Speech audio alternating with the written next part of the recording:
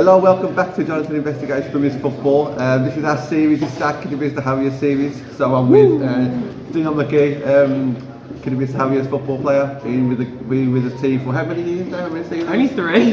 Man, it feels longer. Honestly, I'm down your name, I've seen your name written down. This is the first season I've actually met you. I actually remember the first time I met you, actually, it was Shifting away. Oh God. So that was the first game of this season. What a great game. Yeah, well, it's the one that we kind of played, ignore, don't we? But I remember chatting to you on social media in the build-up to that game, actually. I followed you on Instagram and the rest. But yeah, just first of all, how are you? You okay? I've had better days. Obviously now I've got a big knee injury, so I'm currently now out of the season, the remainder of the season. So I'm trying to be as positive as I can, but sometimes it's hard.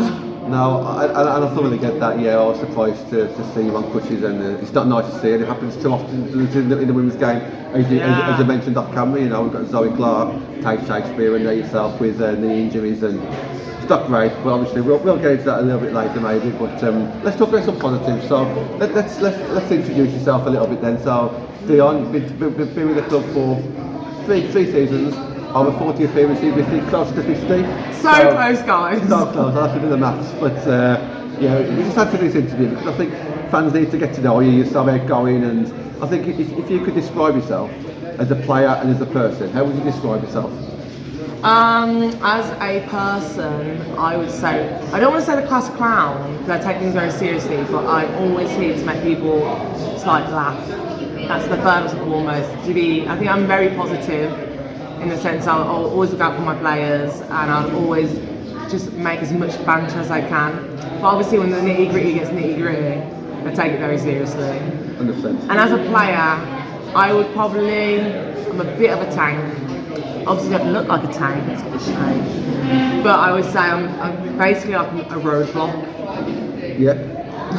I would agree with that. It's the first time I've seen you play properly this season, and you have. I think when I think of yourself, I think of fitness. I think of being strong. You know, I think the amount of times that you went up and down the pitch. I remember against Stourbridge game in the FA Cup. You was about 80 minutes gone, 85 minutes gone, and you took the ball from our penalty box to the rival penalty box, and it was fantastic to see. And you went down at the end of it, but you was done. But you gave everything in that game, yeah. and it was a great game to see. Yeah. Okay, so talk a bit about football. Do you manage to watch much of men's football, women's football? Do you support a team? Yeah, I'm a Birmingham City fan. Yeah, don't go wild in the comments. My dad is a Blues nose, so you just follow that, don't you? Really. I actually don't watch much of the women's game. If it's on TV, I do actually put it on, but I wouldn't say I actually know the players that well, which is pretty rubbish, and I should watch it more, but it's hard when you play. Busy lifestyle. Well, when you play, this is a big debate as it is, but when you play on a Sunday, and most of the women's games being on a Sunday, you can't do both, can you? You know, at least you can watch the highlights, but it's not always the same, is it? So I understand it's hard. Yeah, absolutely. Yeah. What else was I going to say? Sorry. Oh yeah. Okay. So talk to me a little bit about. Well, first of all, you've been a Birmingham fan. Harry O'Neill's a Villa fan. Sophie Levick a Villa fan. Best a Villa fan. You know what? I don't like to talk about those that haven't mentioned. It is hard to play with Villa fans. Yeah. Like, it's sometimes I just can't. I have to socially distance myself, especially because they are doing so well. So are the Blues. Illegal. I've never seen that many Villa fans, but this season, whoa. Okay. No, it's good to see both Birmingham playing. Yeah, it is. They're everywhere. Favourite moment this season, then Dionne, have you got a favourite moment this season?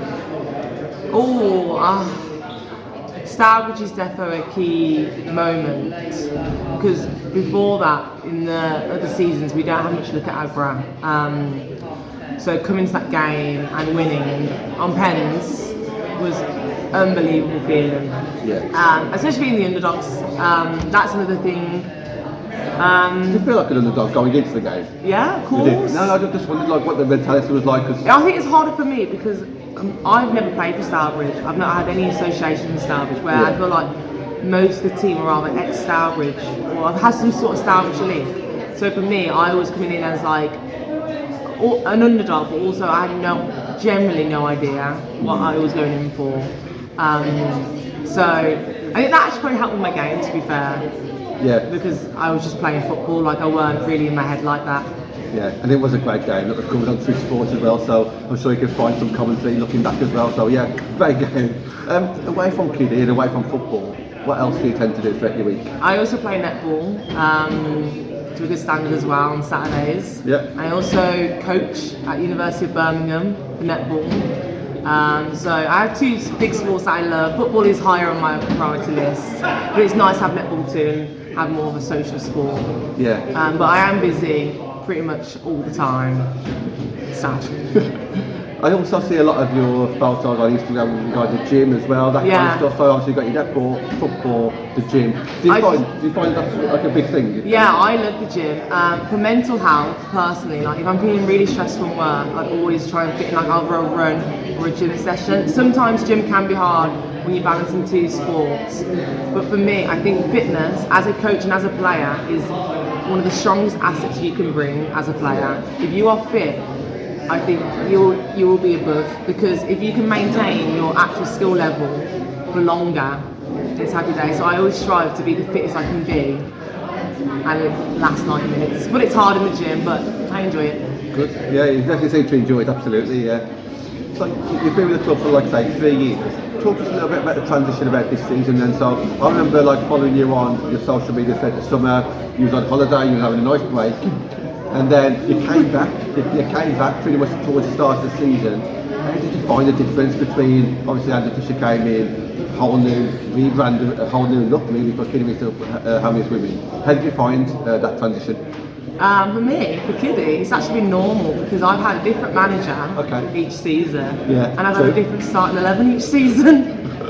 So coming back, I was no surprise to have a completely new, and obviously new officials coming in anyway, and it was nice to meet new players and stuff. I had to go into the changing rooms against Sheffield and go, "Hi guys, I know you don't know who I am, but I was in the team. I was surprisingly in the team after being off for 3 months.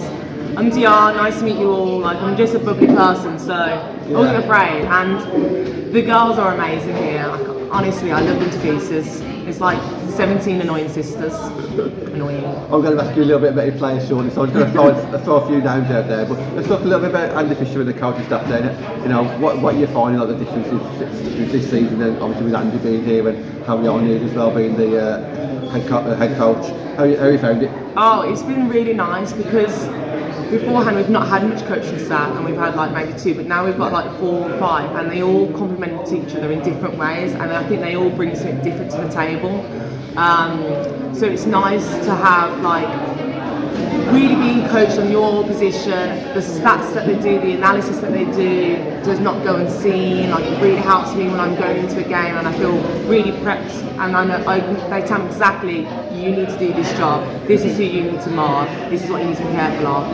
And they just have so much time and commitment for the club, all of them, especially Fisher and Harry and Matt, that I hope they know how appreciative we are as players and how it doesn't go unnoticed, and how the results we get, I know it's hard because we are the ones playing, but it is because of them. I truly believe that. That's good, and obviously knowing Andy Fisher and Harry O'Neill for several years at Stourbridge, and obviously now Kidderminster Harriers, I agree, the amount of work that they put in alongside their job is phenomenal. It's crazy. And it is to prepare you guys, isn't it? Yeah, so I couldn't agree more. We're going to shout out a few names then.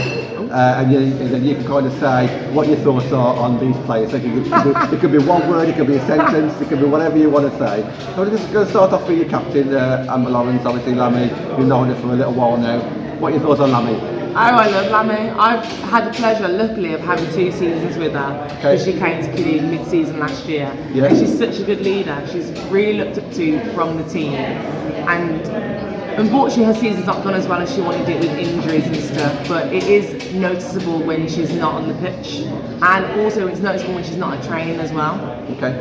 Yeah, fair news. Another Kidderminster, not always that icon, but maybe she is, I don't know, you tell me. She's right here. Well, 3 years, you're there. Alex Nicklin's been around the club for quite a while.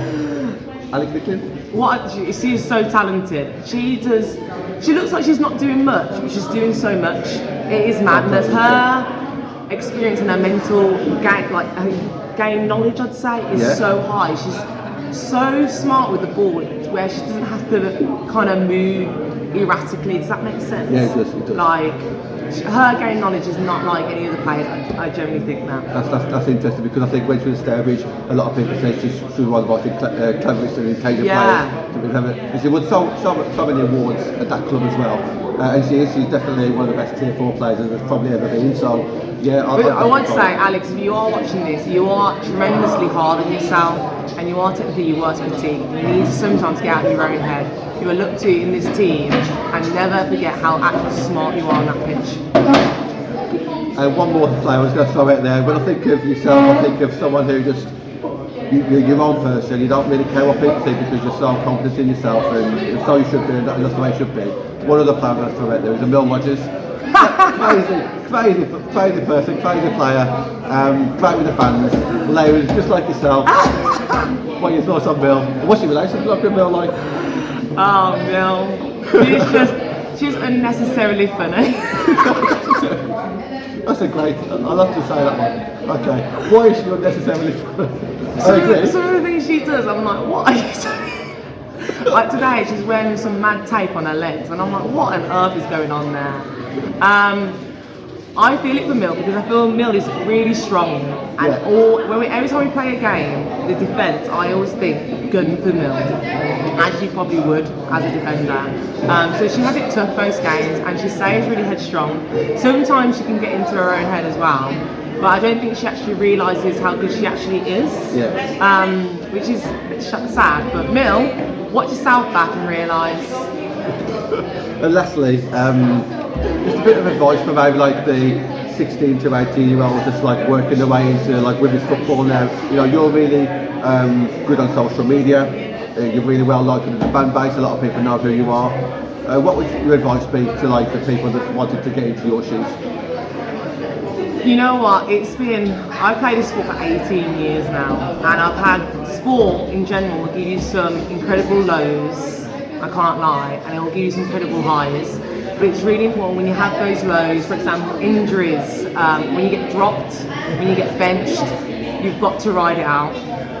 2 seasons ago, I was constantly on the bench, and I just rode it out. I never let me get my head down. I continued the training. I worked really hard, and it can get hard when you keep getting knocked down in sport.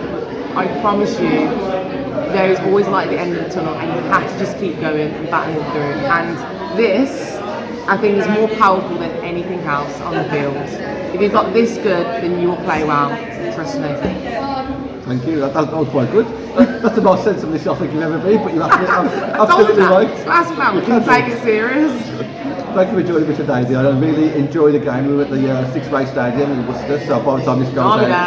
Yeah, absolutely. So thank you very much, and all the best for the rest of the season. Thanking you. Bye, Kiddy fans. I'm Dionne MCKEE. Your Kiddy Harrier fans. We're out.